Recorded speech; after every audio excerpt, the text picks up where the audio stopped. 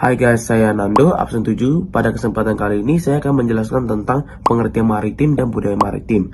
Sebelum kita membahas tentang kerajaan-kerajaan Nusantara pada masa perkembangan agama dan kebudayaan Hindu dan Buddha, kita harus memahami terlebih dahulu tentang pengertian maritim dan budaya maritim Nusantara. Kata maritim berasal dari bahasa Latin, maritimus yang artinya laut. Kata maritim merupakan serapan dari bahasa Inggris maritime yang artinya sebagai connecting to sea or near the sea, yaitu yang menghubungkan laut atau dekat dengan laut.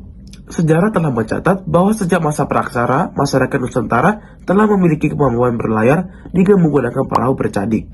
Hal ini dibuktikan dengan adanya lukisan prasejarah berupa gambar sampan di dinding gua yang ada di pulau K kecil, meskipun bentuknya tidak terlalu jelas. Ketika kemampuan berlayar telah mereka miliki, maka dapatlah dikatakan bahwa masyarakat memahami masalah kemaritiman seperti berikut ini. Yang pertama, memahami tentang arah angin dan musim. Yang kedua, memiliki kemampuan navigasi. Yang ketiga, memahami pengetahuan tentang astronomi. Yang terakhir, memiliki kemampuan membuat kapal. Pagi semuanya, nama saya Glenn Tanaya, absen 5. Pengetahuan tentang angin darat dan angin laut sangatlah penting dalam berlayar. Masyarakat praksara dapat memanfaatkan dorongan angin darat ketika pergi melaut dan memanfaatkan angin laut ketika pulang kembali pada sore hari dan malam hari.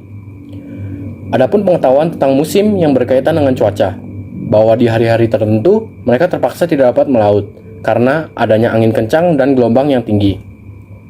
Meskipun tidak menggunakan teknologi modern, masyarakat praksara telah memiliki kemampuan untuk bernavigasi.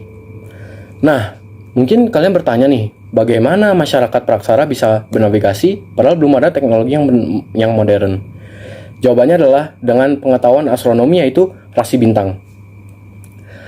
Rasi bintang seperti Waluku yang dikenal masyarakat Jawa sebagai arah barat dan rasi bintang salib yang disebut gubuk penceng yang menunjukkan arah selatan.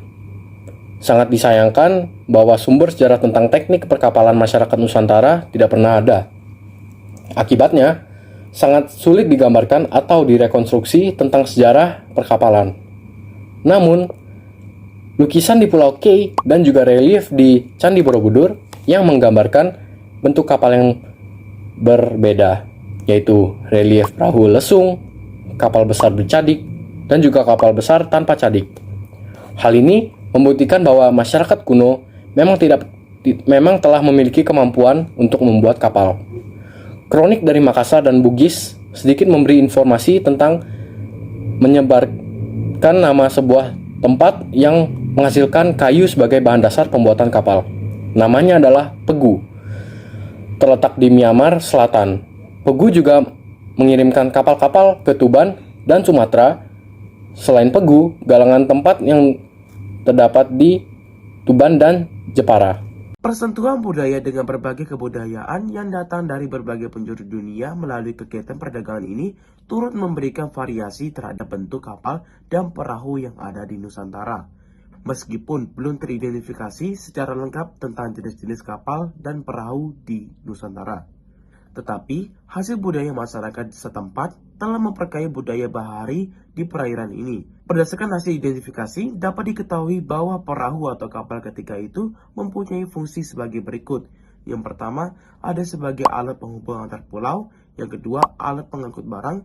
Yang ketiga, sebagai sarana menangkap ikan. Yang keempat, untuk kegiatan upacara kerajaan dan perayaan keagamaan. Yang kelima, untuk berperang. Dan yang terakhir, untuk rekreasi.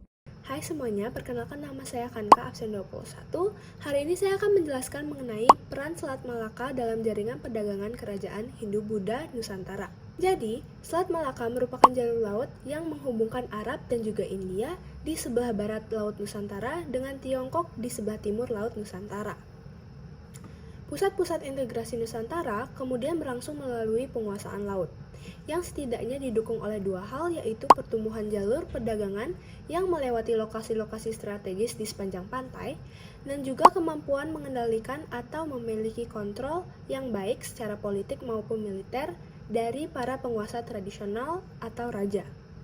Nah, dengan adanya perkembangan perdagangan, hal itu mendorong tumbuhnya pelabuhan penting di sepanjang jalur. seperti Pelabuhan Malaka, kemudian Sriwijaya, dan beberapa pelabuhan di Sumatera Utara. Kemudian, di Jawa muncul kerajaan Mataram kuno, Kahuripan, Singasari, dan juga Majapahit.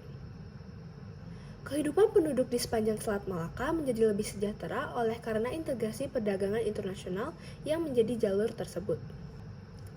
Nah, dengan semakin terbukanya Selat Malaka sebagai jalur perdagangan internasional, maka jaringan perdagangan antar pulau pun semakin terbuka, terutama yang dihubungkan oleh Laut Jawa yang meluas hingga Pulau Maluku. Komoditas penting yang biasanya diperdagangkan ketika itu adalah rempah-rempah yang berupa kayu manis, lada, cengkeh, dan juga pala. Halo, nama saya Kiara Absan 16. Saya akan melanjutkan pembahasan mengenai peran Selat Malaka dalam jaringan perdagangan kerajaan Hindu-Buddha Nusantara. Pertumbuhan jaringan dagang internasional di Nusantara menciptakan kekuatan politik yang baru. Peta politik di Jawa dan Sumatera seperti yang dicatat oleh D.G.E. Hall dari Kronik Tiongkok menunjukkan munculnya kerajaan Sriwijaya dan kerajaan maritim seperti Mataram kuno, Kahuripan, Singasari, dan Majapahit. Kerajaan-kerajaan ini menjadi pusat kekuasaan yang mampu menguasai kerajaan-kerajaan lebih kecil. Dalam perkembangannya, hubungan antara kerajaan pusat dan kerajaan vasal terjadi melalui keseimbangan hak dan kewajiban yang saling menguntungkan. Pusat kekuasaan memperoleh keuntungan berupa pengakuan simbolik dan upeti barang yang mendukung kepentingan kerajaan atau dapat diperdagangkan internasional. Sebaliknya, kerajaan-kerajaan vasal mendapatkan perlindungan yang memberikan rasa aman dan kebanggaan atas hubungan tersebut. Jika pusat kekuasaan kehilangan kemampuan melindungi dan mengontrol kerajaan-kerajaan kecil, maka dapat timbul ancaman disintegrasi dalam bentuk pemberontakan. Ini mengakibatkan pelepasan ikatan politik dan beralih ke kerajaan lain yang mampu memberikan perlindungan. Itu saja dari saya, terima kasih.